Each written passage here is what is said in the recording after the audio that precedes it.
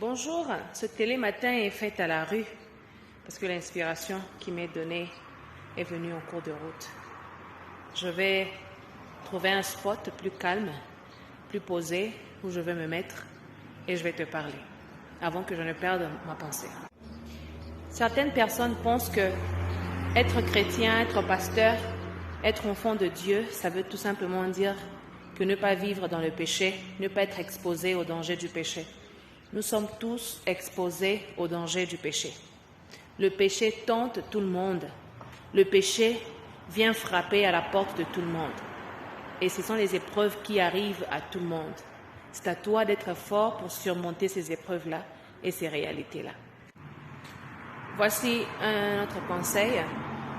Autrefois, nous voyons dans les religions, pas les religions, mais chez l'Africaine traditionnelle, chez les ancêtres, tout ce qui sont ancêtres là, ces personnes-là, des Igwe, des chefs de coutume, des chefs coutumiers, tout ce monde, ces personnes-là, normalement, ils se saluent pas à la main. Ils se saluent toujours comme ça, ils font des coudes comme ça, ils saluent, mais ils prennent un objet, un bâton et tout, et puis ils se collent ces bâtons-là. Ils font ça pourquoi? Ils font ça parce qu'ils savent que ma main contient de l'énergie. Et quand je te donne ma main, je te tends ma main, je te donne accès à moi. Et quand tu as accès à moi, tu as accès à des informations qui peuvent me concerner. Surtout si spirituellement je ne suis pas protégée, tu peux facilement tirer quelque chose de ma main, en collant ma main avec la tienne. Tu peux tirer mon énergie et autres. Et nous les chrétiens, on nous dit, saluons-nous par des saints baisers. Ok. Saluons-nous par des accolades. Ok. C'est pourquoi on s'embrasse souvent dans les églises, on se fait des accolades. Mais ce sont des choses qu'on doit comprendre que on n'interdit pas ça pour rien. On ne nous interdit pas des histoires seulement parce que, oh non, c'est des trucs de coutume. Non, non. C'est vrai qu'il y a une partie de coutume qui ne doit pas être appliquée chez nous, les enfants de Dieu, les chrétiens. Oui, j'accepte. Mais il y a des choses qu'avant de le faire, même si tu as Jésus, il faut mûrement réfléchir. C'est pourquoi ne donne pas ta main, ne tends pas ta main à tout le monde.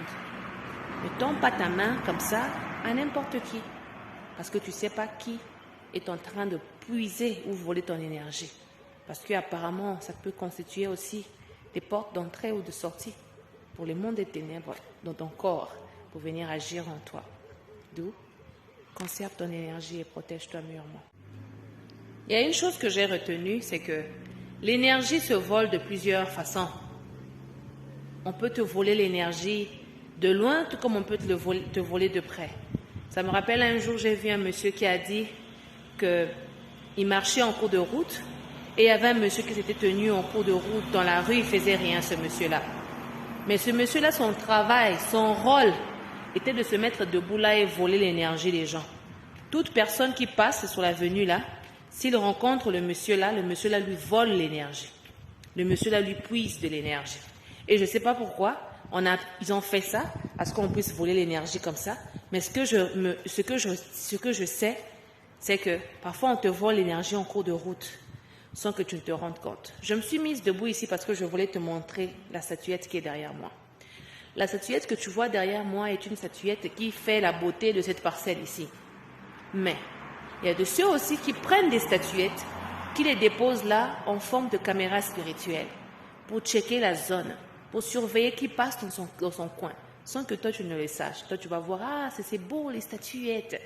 Mais tu ne sais pas que ces statuettes-là, la nuit, bien la journée, ça dépend.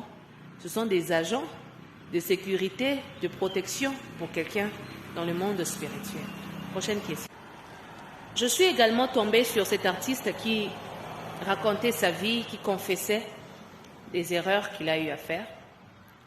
Et cet artiste-là avoue être tombé dans l'impudicité dans sa vie. Et récemment, il a même voulu abandonner la voie du Seigneur. Ça fait maintenant 2 artistes que je suis tombée comme ça. En plus, ce sont des hommes. Ce que j'aime avec les hommes sont sincères. Les hommes sont souvent honnêtes. Pas eux tous, parce qu'il y a des hommes aussi qui sont manipulateurs. Mais ça fait plaisir de voir un homme qui avoue ses péchés ouvertement, qui les dit clairement et qui y renonce aussi clairement. Le premier, il a dit que dès qu'il a publié sa musique, automatiquement, il a chuté. Moi, je le comprends parce que je me dis, c'est pas sa faute. Il a publié la musique venait vraiment de Dieu. Et le diable l'a tenté après. Le diable l'a poussé à la dépression et il a cédé pour aller du côté du diable. Ok. Mais s'il revient à Dieu, je suis sûre qu'il est juste et fidèle pour lui pardonner.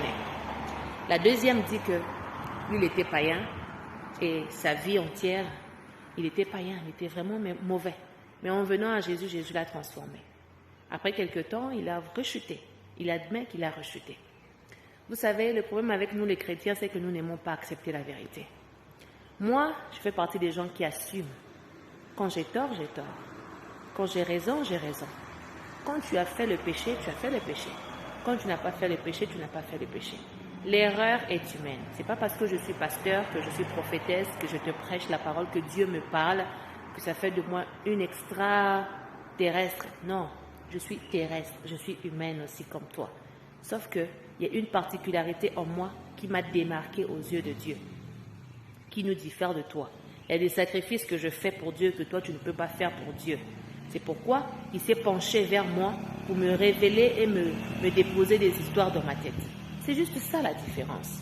D'où, désormais, si quelqu'un tombe dans le péché, il faut être là pour le réconforter, pour le relever. Parce que nous sommes tous faibles d'une manière ou d'une autre. Mon point fort n'est pas forcément ton point fort. Ton point faible n'est pas forcément mon point faible. Est-ce que quelqu'un comprend cela? Alors, c'est pourquoi nous sommes complémentaires. On a toujours besoin des autres pour se compléter. C'est ça. Je suis en train de faire mon jogging et je profite de répondre aux questions au fil du temps. Ok? Il y a aussi ce rêve que j'ai fait.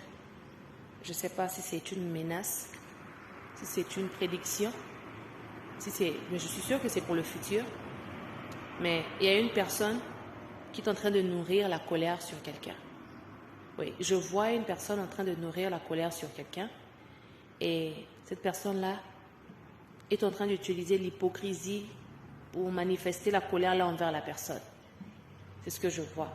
Et je vois une personne par la colère, comme il ne sait pas se venger, comme il ne sait pas affronter directement la personne, il décide d'utiliser la ruse du diable, l'esprit de l'impudicité, la fornication, la mauvaise réputation, abîmer ta réputation, quelque chose comme ça. Je suis en train de voir quelque chose comme ça.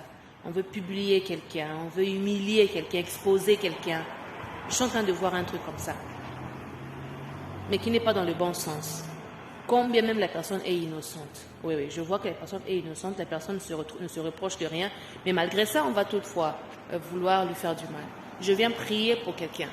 Peu importe ce que tu traverses dans ta vie, peu importe les réalités que tu traverses dans ta vie, peu importe ce que l'ennemi a planifié faire contre toi, je prie et je déclare au nom de Jésus que le sang de Christ te sécurise et qu'il te protège.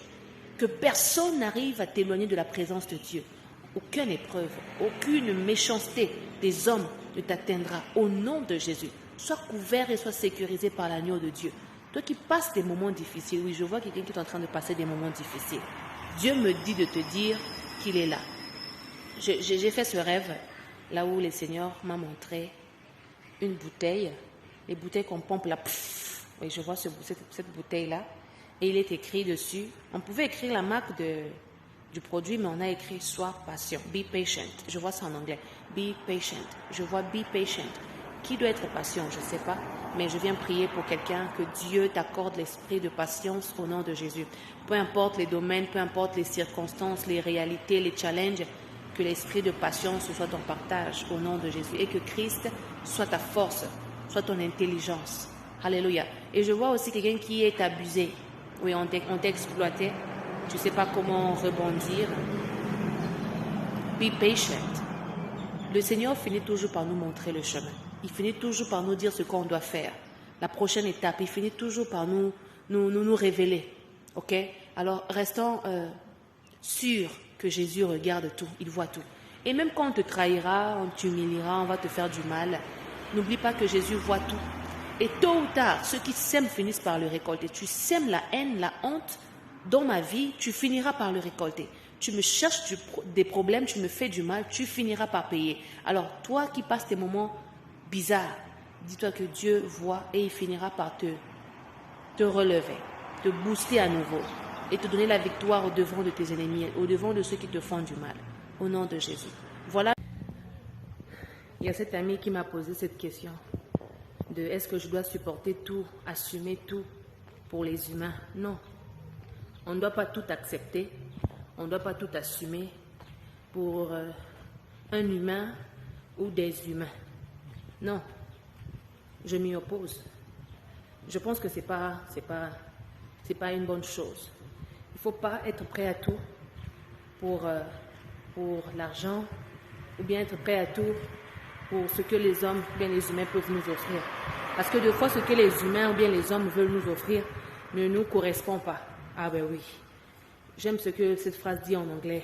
I don't want anybody's pity. Il ne faut pas vouloir la pitié de quelqu'un. Moi, je fais partie des gens qui ne demandent pas, mais qui n'attendent pas la pitié de quelqu'un. Oh non, non, non. Si on va travailler, travaillons légalement. Si tu dois m'aider, aide-moi parce que tu sens que tu dois m'aider. Mais ne viens pas le faire par rapport à la pitié. Non, j'ai pitié d'elle. Comme elle passe des moments difficiles, alors je vais être généreux et tout ça. Non, non, non. Ne cherchons pas la pitié. Nous ne cherchons pas la pitié de quelqu'un. Nous voulons les choses légales.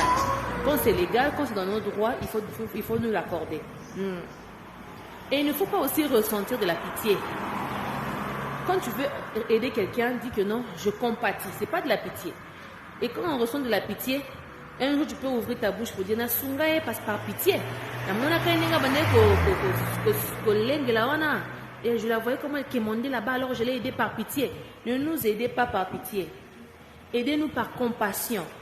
Dieu est un Dieu compatissant. Il nous aide, il nous pardonne à cause de la compassion, pas à cause de la pitié. Quelqu'un me comprend? Il faut aussi considérer les gens. I care. Il faut considérer, il faut avoir de la compassion. C'est ça même le mot. Quand tu as de la compassion, tu vas considérer les autres. Tu vas admirer les autres. Parce que ce n'est pas tout le monde qui passe par des moments difficiles et puis ils ressortent aussi fort. Quand tu sais que non, la personne ici souffre, passe des moments difficiles, mais il a réussi sa vie, mais il a été fort, il n'a pas cédé dans du n'importe quoi, la personne là mérite ton admiration.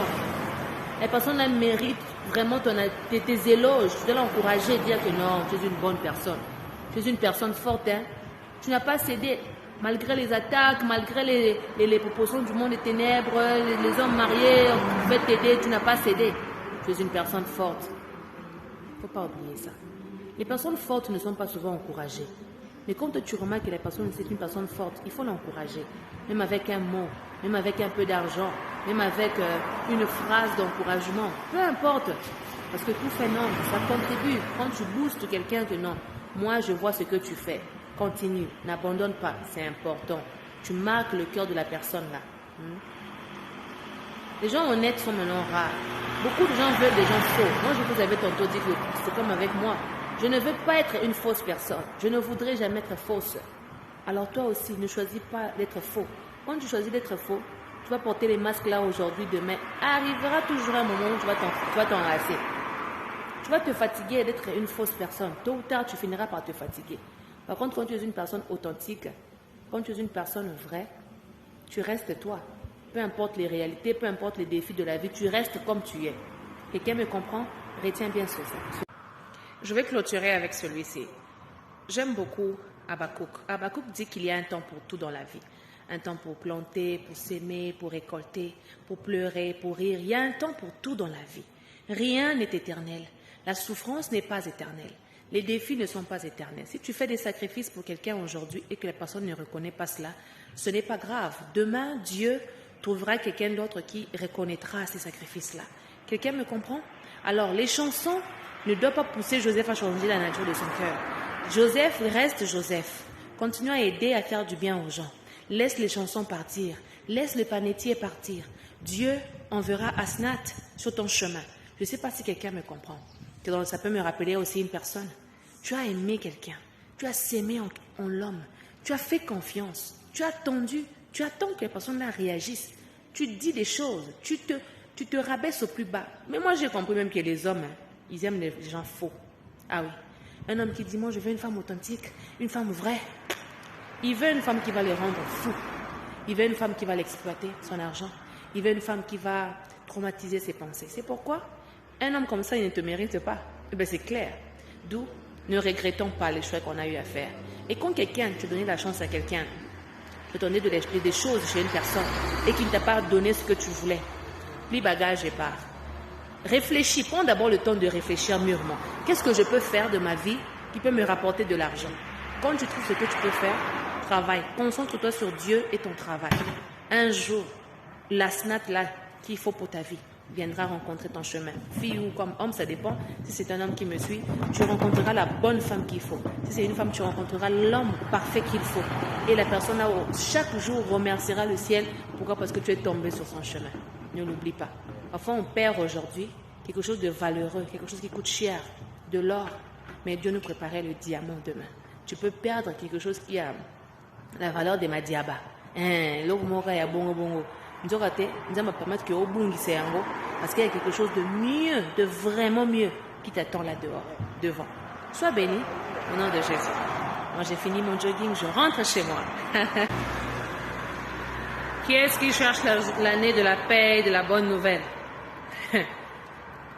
On a oublié de dire que l'année de la paix et de la bonne nouvelle commence par les conflits, les problèmes. Comment allons-nous dire que c'est l'année de la paix s'il n'y a pas les problèmes? Il doit y avoir des problèmes pour que la paix vienne après. Tu vois ce qui s'est passé à Tchangou? Après ça, il y aura la paix. Quand Dieu veut apporter la paix, il doit balayer. Il doit faire le recyclage. Processus obligatoire pour embrasser la paix. Tu veux embrasser la paix? Accepte la douleur pour un moment. Pour que tu puisses témoigner que la douleur là t'a apporté la paix et l'abondance, la stabilité après. Ok? Courage.